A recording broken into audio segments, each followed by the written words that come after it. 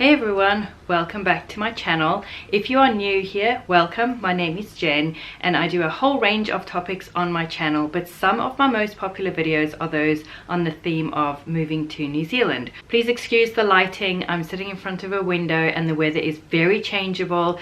There's big clouds and then there's sunshine, and it's going to go bright and it's going to go dark, and we're just all going to have to cope with it. Today's video is going to be about homesickness and how to deal with homesickness after you've emigrated. I've actually emigrated twice. We moved from South Africa to England in November 1999, and then in June 2011 we moved from England to New Zealand. Also, when we lived in England, we moved from London to Lancashire, which is about maybe a 5-hour drive, and since we moved in New Zealand, we moved from Auckland to Taranaki, which is it's also about a 4.5-hour, 5-hour drive. So we've not only moved countries and left people behind, but we've also left friends behind in different areas. And homesickness comes along with that, unfortunately. I have done quite a few videos about moving to New Zealand. I will link the playlist over here for you if you want to see them. And I've also created a Facebook group which has over 3,000 members in it. And a question that I get often, whether it be in comments or private messages or emails or on the Facebook group, is how do you cope with homesickness once you've made the move? And so I wanted to share a few thoughts that I have. First of all, I'll start off with saying that there is no easy answer, unfortunately. Homesickness comes part and parcel with moving away from friends and family and moving away from your familiar life, whether it's to a different area or to a different country, whether it's for a year or two or whether it's for the rest of your life. Homesickness is just part of the deal. You may not even think that you might be homesick, but chances are sooner or later it's going to hit you. Keeping in touch with the friends and family that you've left behind definitely does help, but at the same time, sometimes it can actually make it worse. If you're feeling desperately homesick and you speak to loved ones, whether it's on phone or Skype or through FaceTime or whatever, whether you just hear their voice or see their face at the same time, that can actually make the distance feel even worse. And while it is good to spend that time and keep that connection, sometimes you can be left feeling even more sorrowful that you can't actually physically be with that person and you can't give them a hug.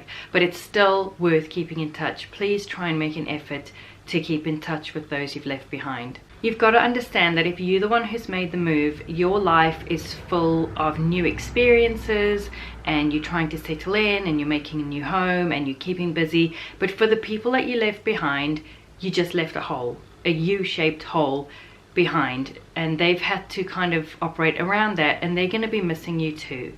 It feels different to homesickness, but when you feel that distance and you're missing a person, it just sucks. It's horrible. It's horrible for everybody involved.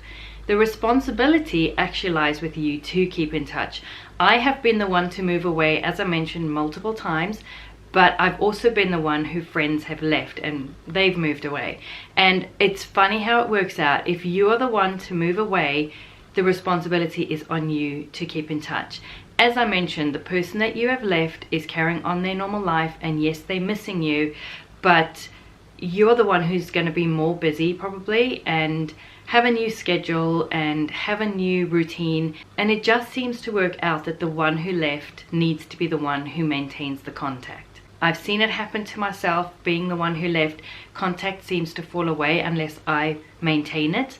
And I've also, as I said, been the one who other people have left, and the same thing happens. I can make as much effort as I want to, but unless the person who moved away maintains that contact, it's not going to happen. So if you're the one moving away, please try to keep in touch, schedule it in if you need to, set reminders on your phone if you need to, but make an effort to keep in touch with the people that you have left. Even if, like I mentioned, it may make the pain worse.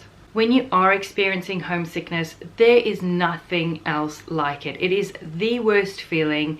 It's just horrible, and the only tip I have when you're actually going through it is to feel the feels. If you try and distract yourself, if you try and ignore it or fill your time with other things and have it lurking there in the background, it's actually going to take longer to pass.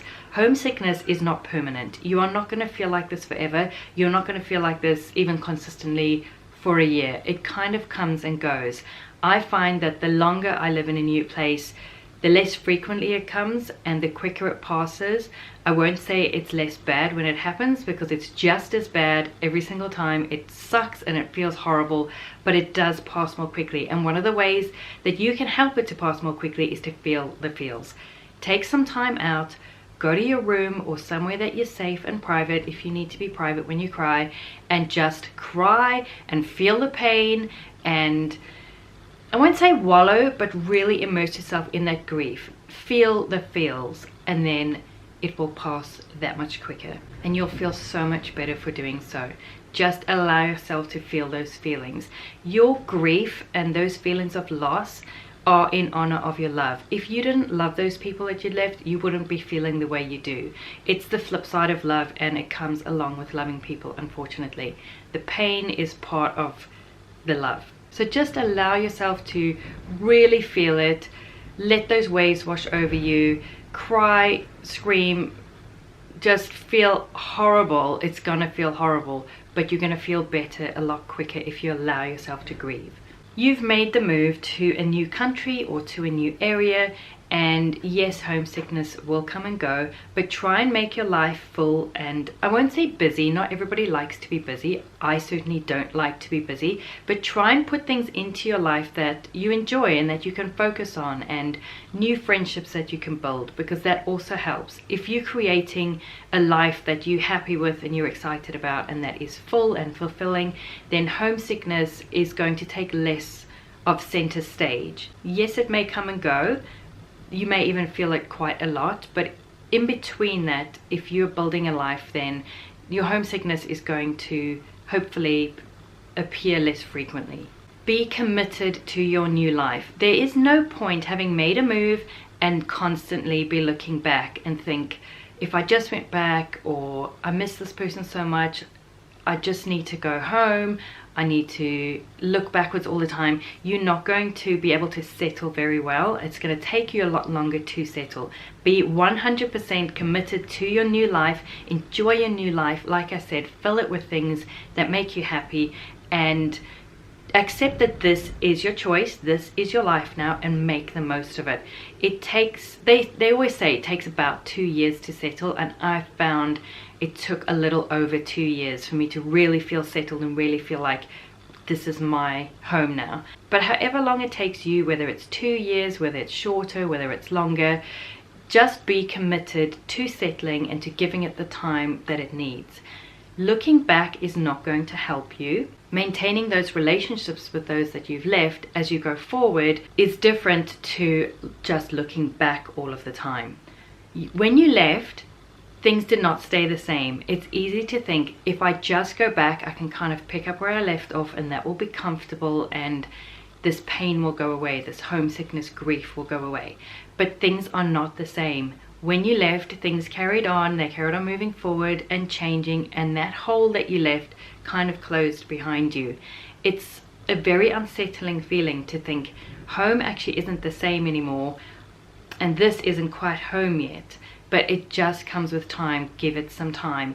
You can't just go back. Even if you decide, that's it, I've had enough, I'm too homesick, it's too painful, I'm gonna go back, you're probably going to find it a little bit difficult to settle again once you return to where you came from. Things are not the same. People change, people move on. Yes, you're still important to them, but things are not as you left them. Try to remember that, and remember that it's not just an easy out to pack it all in and go back to where you came from. Stick it out. I know the homesickness is brutal, but it will get better, and it will be worth it. You've made this move for a reason. There were obviously reasons behind the decision to make the move, and your reasons for leaving where you left will still be there if you go back. Try to focus on the good that you've gained from making the move. Why did you want to make the move to where you are? What were you looking forward to? Focus on that and really enjoy your new life. Focus on your why. Remember those reasons that you had for leaving where you left. Those reasons, like I said, will still be there. Remember why you left. Remember why you wanted to go where you are now. Now, it's normal to feel guilty. You have maybe had reasons for leaving, and you've chosen this new life.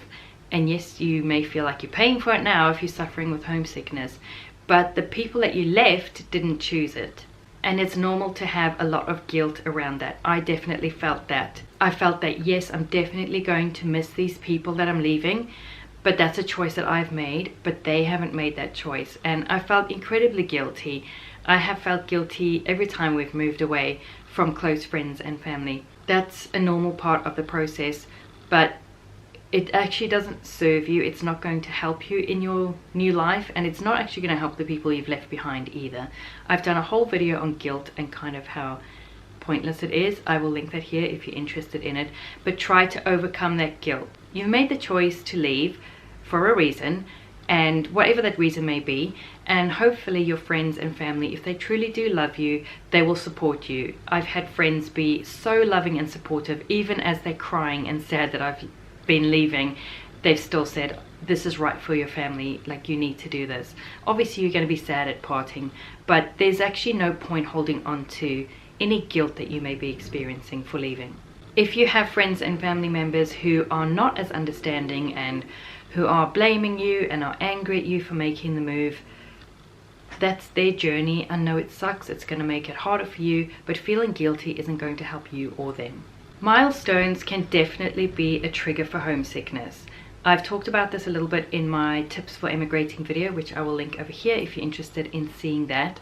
But things like Christmas or birthdays or anything like that can be a big trigger for homesickness. I found that Christmas was definitely a trigger. Moving from England to New Zealand, you'd think that Christmas being in summer instead of winter and things being so very different that it might not be a trigger, but just pulling out my Christmas decorations was enough to cause homesickness and to be a trigger for me. I have to be very careful at times like Christmas, or I felt it when I turned 40. It was my 40th birthday, and I was like, who am I going to celebrate with? The people I'm closest to are far, far away. Yes, I have new friends, but it's not the same, and that was a big trigger for me for homesickness. As I mentioned in my tips for emigrating video, feel free to check out of any milestone that is going to trigger you. It's difficult checking out of Christmas when you have little kids.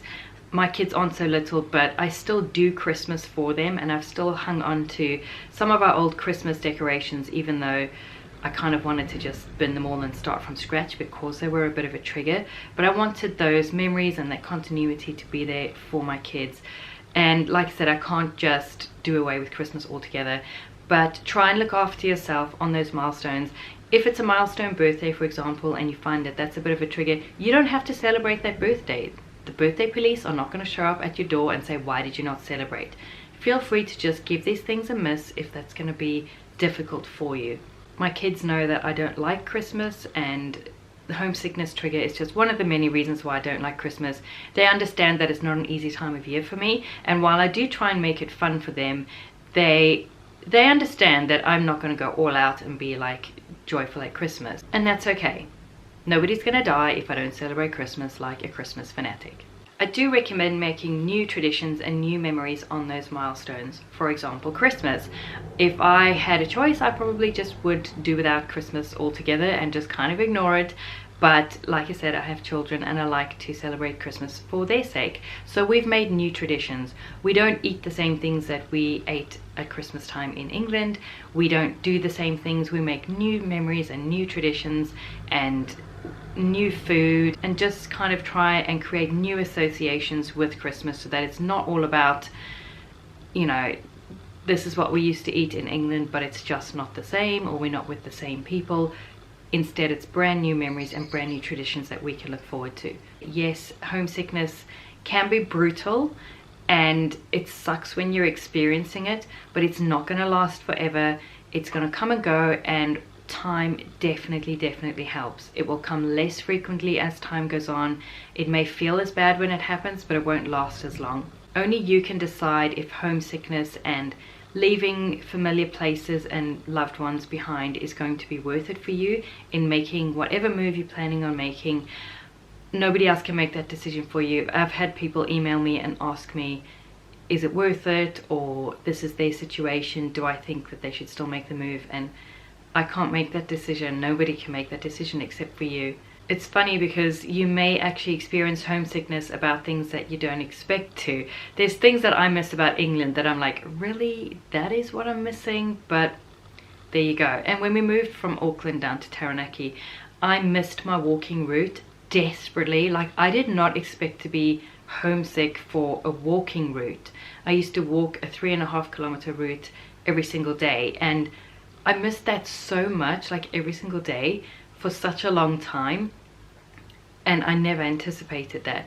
Homesickness can surprise you. It can be about people or places or things that you hadn't anticipated missing, or you might actually not get homesick at all. I have a friend who made the move from her country to New Zealand and hasn't been homesick once, and I just think that's great for her because I wouldn't wish it on anybody.